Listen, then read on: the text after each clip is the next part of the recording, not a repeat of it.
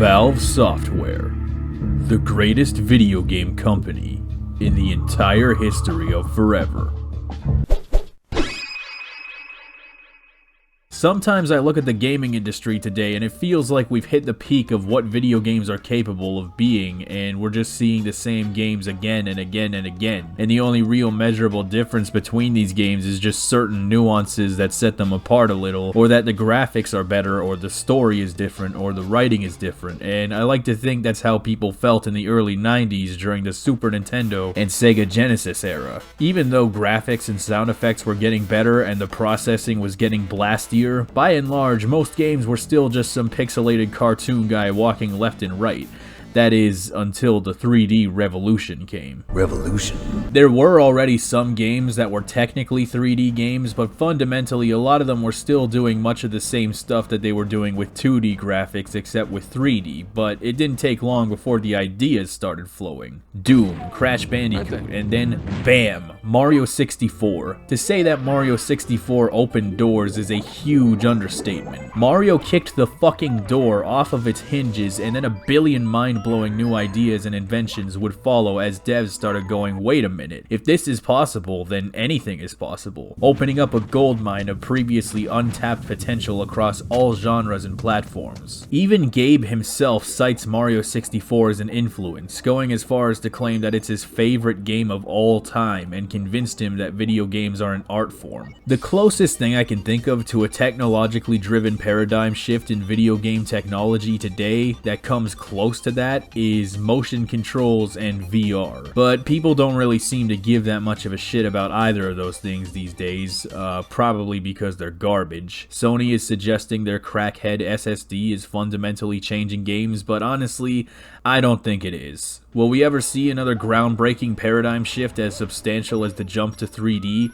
Yeah, probably not. I mean, I guess there's the Tesla brain chips, but I'm not touching that shit with a 90-foot pole, so if you want to try that out, be my guest. All of this is to say that I really enjoy imagining myself in that time period where everything was new, where they really were breaking new ground. And the 90s was probably the most dramatic decade when observing the evolution of the video game medium, which is why I love reminiscing over games like Doom, even though I have basically no nostalgic connection to them at all. Speaking of Doom, another thing blowing up alongside real 3D games was PC gaming. Now PCs had actual graphics hardware to render actual video games like Lego Chess and Quake 2. The PC platform was not bound by the hardware limitations of consoles, and unlike today, PC exclusive games were not made with the intention of downsizing them to run on console hardware. I mean, it did happen sometimes anyway, but that was not to necessarily be expected, so in many respects there was a gap in the potential scope of what games could be between PCs and consoles. And one developer that seemed to know this was Valve Software, founded by former Microsoft employees Mike Harrington and Gabe Newell. You may know Valve from a variety of things. They made Steam, which made PC gaming easy and accessible and convenient for everyone.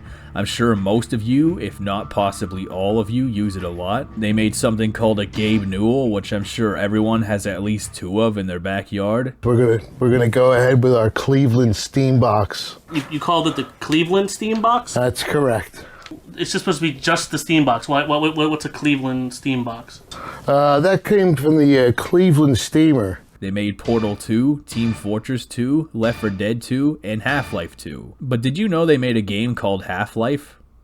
Because they did. The original Half-Life is considered one of the landmark titles in the lineage of the video game medium, yet I seem to hear oddly little about it. I feel like everybody knows this game, but surprisingly, I don't think I've met a lot of people who've actually played it, or if they have, they don't really talk about it. I know it's got a lot of fans because people be asking for Gordon Freeman in Smash, but I guess I just don't spend enough time in that sphere.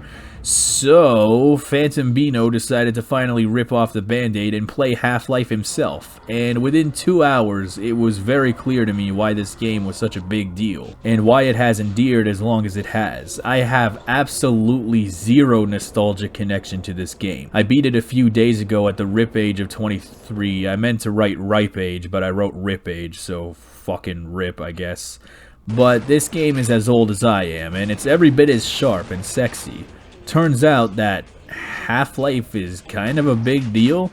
If you've somehow never heard of Half-Life, well, let me fill you in. This game is a first-person shooter. I know, it's crazy. You never see that. But it's a first-person shooter from 1998. This was a key time period in the evolution of video games, especially with FPS games. GoldenEye and Quake 2 came out just a year prior, so yeah, a lot of things were happening.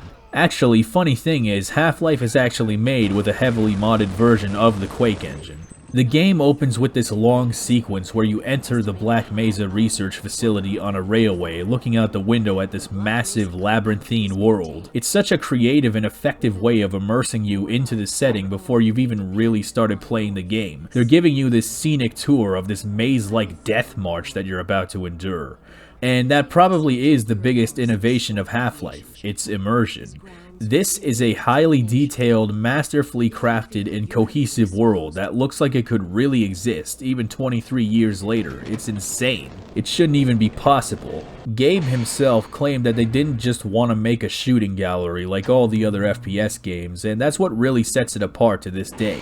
This is not just a shooting gallery, this is an honest-to-God adventure. The story follows Gordon Freeman, a theoretical physicist and a so-called highly trained professional who shows up to do science shit with the science team. But something goes wrong and this dipshit Morgan Freeman opens a hole in the space...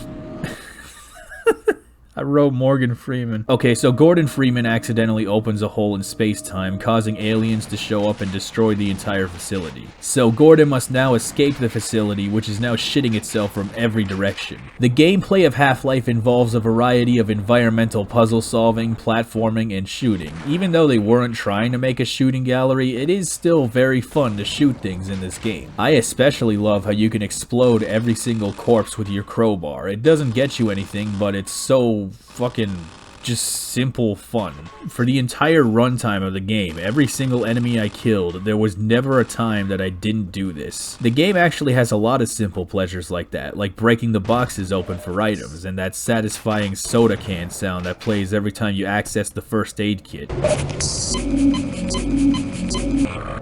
Beautiful. The combat is pretty much what you'd expect. It's an FPS, so you shoot shit. But where it gets cool is when you can exploit the environment around you. Like sometimes you can bait the marines and monsters into killing each other first, so that by the time you get to them, they're already significantly weakened. You can plant these laser tripwire explosives to blow the fuck out of anything that crosses it. I remember I had an encounter with these semi-invisible cyborg ninja stealth camo dickheads, and they kept killing me, and I got really fed up, so I got the genius idea to just camp behind these boxes and plant these mines in this narrow passageway, and I waited for them to hunt me down, and I just watched them blow up on contact, and I felt like a friggin' genius, because up until that point I was running around like a dumbass trying to shoot these people that I couldn't even fucking see, and there's nothing more infuriating than that. All of the weapons are really cool. I think my favorite one is the crossbow because it's a stealth weapon, which yeah, the game also has some stealth to it. There's this all-destroying fucko laser. I'm sure it has an actual name, but I wasn't paying attention to that. Then there's these shitty larva guys. When I first got these guys, I tried to sick them on my enemies and they would just turn around and fucking eat me instead, so that didn't go too well. I went through the entire game thinking they were just useless until I got to this minefield. I just sent these little fuckers through the minefield to set off all the mines, or at least tell me where they were for future reference, and I felt like a smart motherfucker, and that's a great feeling, let me tell you. Half-Life is incredibly atmospheric. Even though it definitely shows its age in some respects, it never takes away from the atmosphere. A lot of this is due to the sound. Even though there's some music that plays sometimes, the grand majority of the game is silent except for the environmental noises.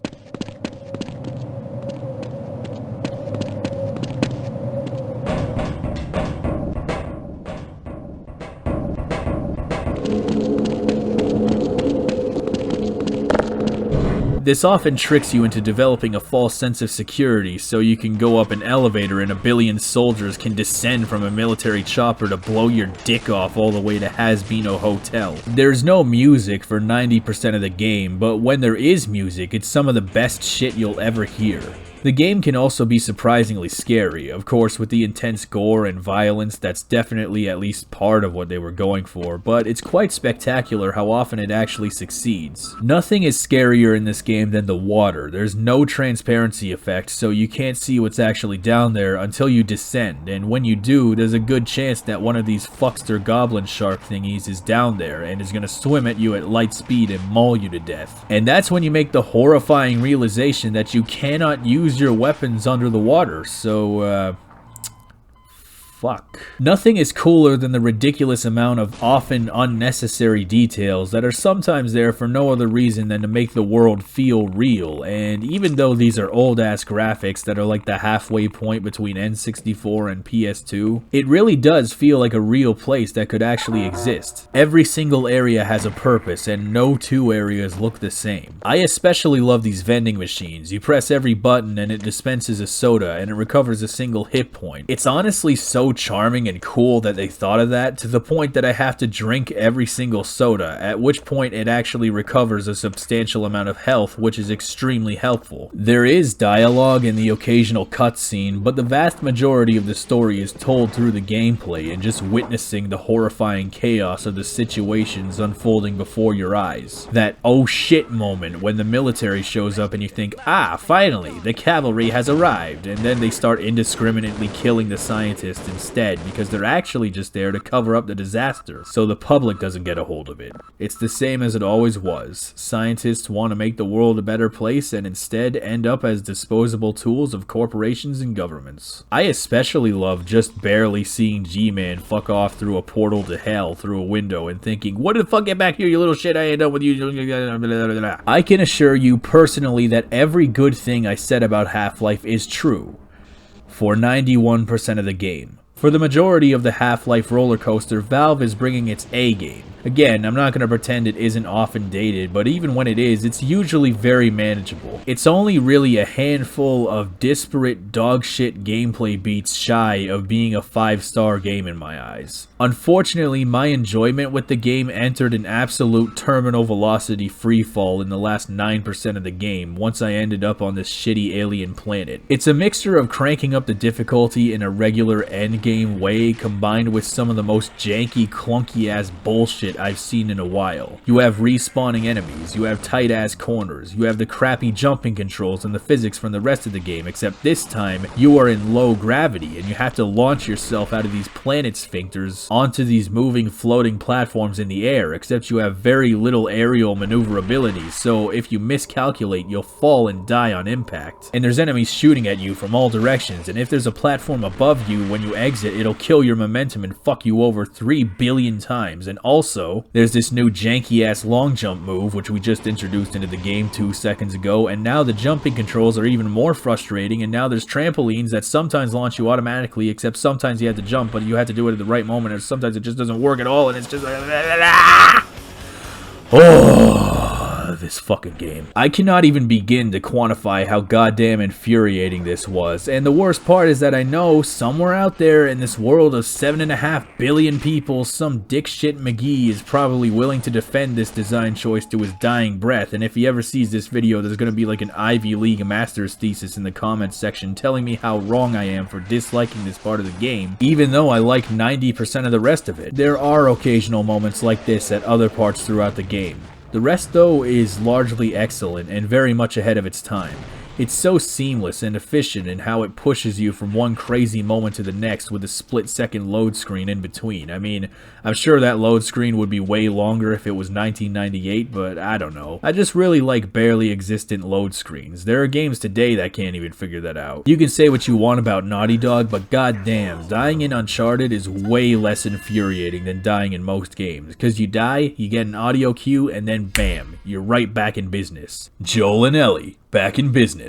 Half-Life is not just a fun shooter game and a surprisingly immersive experience even today, but it also raised the bar of the video game medium and launched Valve to mainstream success, and they are now a household name with Steam, and with their new portable Steam Deck that just got announced, they got a huge library of high-performance games on the go. I mean, for God's sakes, they made an actual Switch Pro. They just ended Nintendo's entire career. With the Cleveland Steam Box coming out, Would Valve ever consider entering the portable handheld gaming market with their own device, much like the Game Boy or the PlayStation Vita?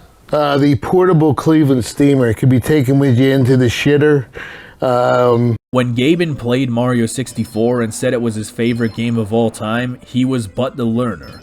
And now he has killed Nintendo. At this rate, Mother 3 will be a Steam exclusive. Of course, they'd have to call it something like Mother 2 Episode 2, but whatever. The point is, if you can put up with Half-Life's old school bullshit, you're gonna discover one of the most charmingly endearing old school FPS games and a really crazy piece of history. And you're also gonna get to shoot things, and that's really fun.